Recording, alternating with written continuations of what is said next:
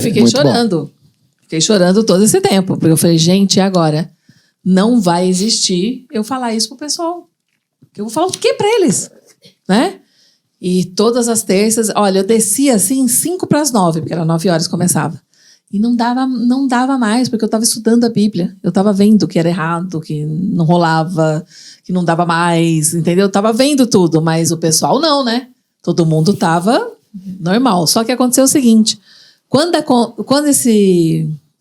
teve esse acontecimento do sonho, o que aconteceu com o nosso terreiro lá? Gente, não ia mais ninguém. A gente abria e fechava a gira para ninguém. Só os médiuns, assistência que a gente atendia, tinha até brigas de fichas, né? Lá, porque era 10 fichas para cada um, e tinha aquele movimento de gente e tudo. Acabou tudo. Era competição com o SUS. Acabou tudo. Acabou. Era só... A gente ia lá, abria, fechava a gira para nós, os médiuns. Só. Não tinha assistência. A assistência era o Rafinha e a Lola, que passavam com a Cris. Entendeu? Mas ninguém. Então aquilo foi, é Deus que está fazendo isso que está errado. É Deus que está. Aí eu fiquei chorando. E aí, dia 4 de dezembro, eu tive outro sonho. Né? Dia 4 de dezembro, foi outro sonho que foi assim. Eu tinha que contar. Primeiro é esse, do contar. Eu tinha que contar. Eu fui numa grama verde. Verdinha. Onde o anjo do Senhor...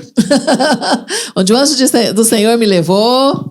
Né? Que eu falava o cara. E era verde, assim, era lindo. E tinha um monte de homens, assim, vestidos de branco, né? Pessoas normais como nós. Aí... É que senão as pessoas pensam que é anjo de asa, de cabelo amarelinho, de olho azul. Não era, tá? Não era nada disso, viu, gente? São pessoas de branco. Os mesmos que foram para Abraão. Gente. Saindo nuvenzinha. Gente. Assim. Porque senão pensa que é anjo, né? Mas tem esse misticismo, essa ideia de que anjo é tudo com asa. Uhum. Aí, eles estavam assim, sentado o miolo, que era o pessoal da diretoria do terreiro, os médiuns, que são eles todos... E assistência, né? Sentada, aquele pessoal. Assistência é o quê? Assistência é o pessoal que ia tomar passe. Que famoso membros, né? Que a gente fala. Hoje na igreja são os membros. Aí, a assistência estava lá e eles falaram para mim, ó. Você vai contar para todos eles. Você vai contar primeiro para esse pessoal aqui, depois primeiro para o miolo, para a diretoria, depois para os médiuns e depois para assistência. Só que não tinha mais assistência, né? Aí eu acordei e, né, falei, nossa, vou ter que contar. Aí eu contei. Chamei o pessoal do miolo, contei para eles, né? E tudo bem. Reagiram bem. Não teve nada de... A gente ficou assim, e agora? Isso todo mundo ficou. Porque a gente achava que a gente ia pegar a Bíblia, tudo que eu estava aprendendo lá com a Lã, com a Dora, e a gente ia levar para o terreiro. A gente achou que era isso. E a gente tinha, né, realmente umas giras de cura, né? A gente falou, vai ser isso, não vai ter mais linha Mata Virgem, linha Zé Pilintra, não vai ter mais ciganos, e nós vamos ficar só com a cura e falando de Jesus. É isso que a gente pensou. A linha da Bíblia, né? Isso. A linha da Bíblia. Ia ficar com a linha da Bíblia. Acho legal esse ponto que ela está comentando, porque toda a preocupação que a gente tinha, né? Nossa, como que a gente vai pedir pro Alan explicar a Bíblia pra gente? Como que eu vou contar pro pessoal do miolo que eu sonhei com Jesus? Atrás de toda essa preocupação, tinha a ideia de que seria a gente que ia convencer as pessoas, né? Como se a gente tivesse a responsabilidade com o nosso braço de fazer alguma coisa, né? E, na verdade, não, é o Espírito Santo que guia tudo, né? Então, ó, como a gente não sabia ainda, né? A gente não sabia os princípios ainda, e aí a gente ficava batendo cabeça com algumas coisas, né? Espírito Santo que guia tudo. É interessante isso, né, que você está falando, porque esse choro, esse lamento, essa sofrência que ela tinha, ela passava pra gente, né? Então ela tinha um amor muito grande e até nós apelidamos ela na época de Moiséia, né? Falei assim, é a Moiséia, como é que tá? Né? Tá com medo de perder todo o povo. E aí nós falávamos para ela da salvação individual. Falei assim, o Senhor tem salvação para todos, mas agora Ele está te chamando, é com você. Então, nós ensinamos esse evangelho da salvação que ela tinha, né, que aceitar, independente de marido, de filho, de amigos, né, do centro, quem ia vir ou não. Então, nós batemos muito, né, nessa tecla com ela. Eu acho que ela ficou até triste, né? Nós sentimos ela algumas vezes triste por isso, com medo de perder. Porque 20 anos não são 20 dias, né? Não. Uma família, na verdade. Exatamente. É uma família, exatamente. Era. Todo mundo junto por muitos anos, né? Acaba sempre conversando, né, em bastidores, né, na vida, ela acaba sempre falando, como é que eu vou falar para todo mundo que o centro acabou? Como que eu vou falar? E eu lembro até hoje que essa conversa ela teve com a gente, né? Comigo, ela teve com o meu irmão Dani, a Tati, né? Eu lembro quando ela sentou na nossa frente para falar com a gente, né? E ela falou, eu tenho uma coisa para contar para vocês. Ela não demorou. Igual ela fez. Ela não demorou 8 meses para contar pra gente. Tem quase um infarto, né? Mas ela demorou uns 40 minutos. Umas 8 horas, talvez, quem sabe. Ela ficou, sabe o que é? Eu tive um sonho. Vocês estão entendendo? Quando ela falou que Deus bateu na porta, assim, eu fiquei muito chocado. Deu um choque muito grande. Porque minhas orações, sabe como é que era? Era Deus, guias e todos que me ajudam. Era assim minhas orações.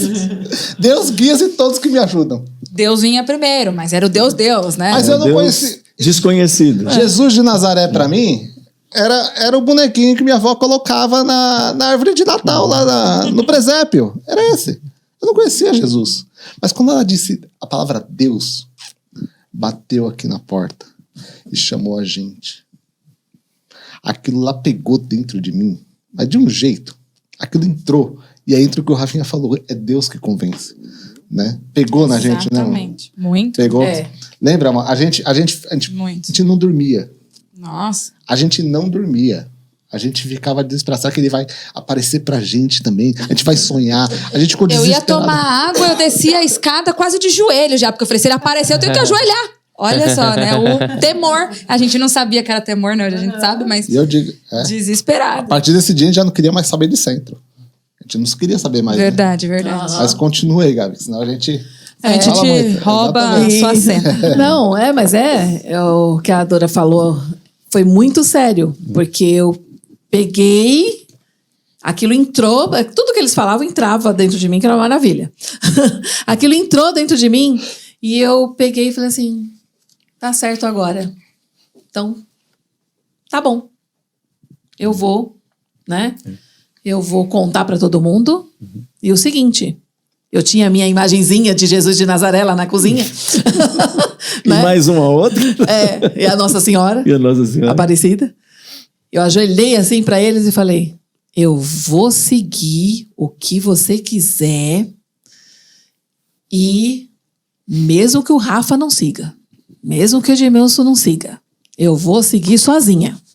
Mas, se eles não quiserem agora, você pode ter certeza que a minha casa toda vai seguir você, Jesus. Eu não sabia que era Josué.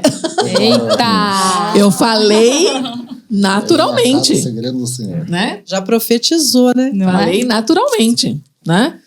E aí contei para todo mundo, chamei eles para contar também. Todo mundo só ficou, nossa, O interessante que eu queria pontuar nisso aí é que uma coisa que a gente vai falar ainda, né, é que as pessoas acreditam que o Velho Testamento, que o Deus da Bíblia não é o mesmo. Mas ele é o mesmo. Ele continua atuando na Terra da mesma maneira como ele atuou no passado, desde a fundação do mundo. E hoje ele continua escrevendo histórias. Eu queria que você que está me ouvindo entendesse isso.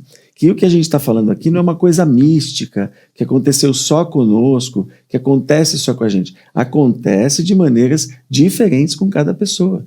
Mas ele continua operando como era antes. Você veja que ele não chamou o Fernando que era pai de santo, né? Eu era tabaqueiro. Né? Ele chamou o cabeça do negócio. E ele chamou o cabeça, mas sabendo do coração que ele tinha. Porque, veja, a Gabriela, apesar dela ter a religião dela, acima de tudo, no coração dela, ela tinha uma empatia com aquelas pessoas que estavam com ela. E até hoje, você que está me ouvindo aí, vocês estão me ouvindo, vocês não têm ideia do que é viver no meio desse povo. Vocês estão ouvindo? Porque